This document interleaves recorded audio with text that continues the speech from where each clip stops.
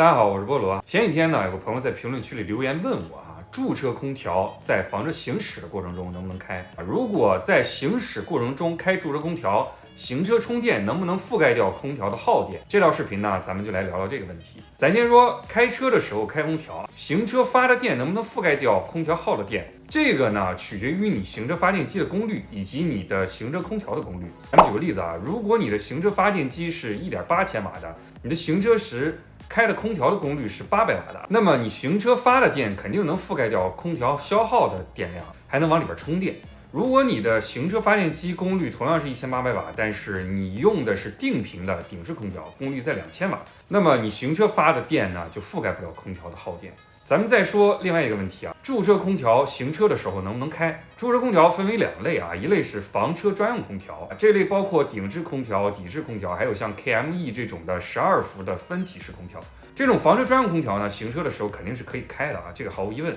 除此之外还有一类驻车空调，就是常见的家用式的分体变频空调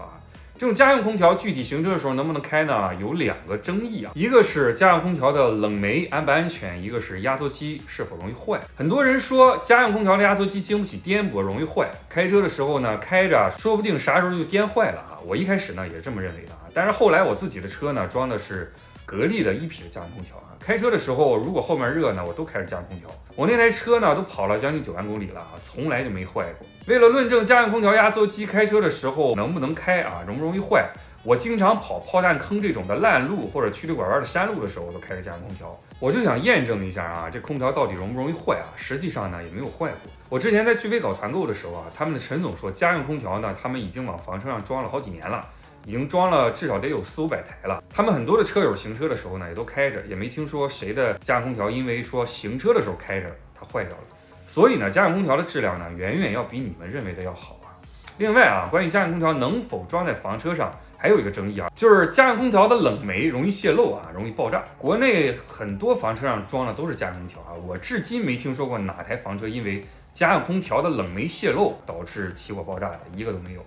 我自己呢都玩过4台房车了，都装了是家用空调，一共跑了10几万公里了。唯一遇到过的故障就是之前我装在揽胜 CCA 上面的那台空调它内机有一个传感器的插头松了找修空调的来呢2分钟就修好了。所以